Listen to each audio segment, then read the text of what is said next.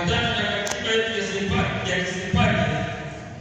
hatukubaliani na imani ya kigeni iliyoletwa na baba yetu Rwagema Musa, imani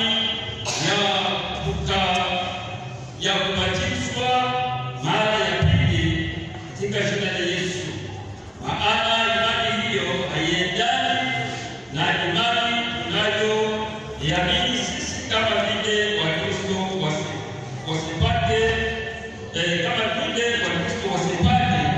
ambayo ni ya ubatizo katika Utatu Mtakatifu. Kutokana Utatu Mtakatifu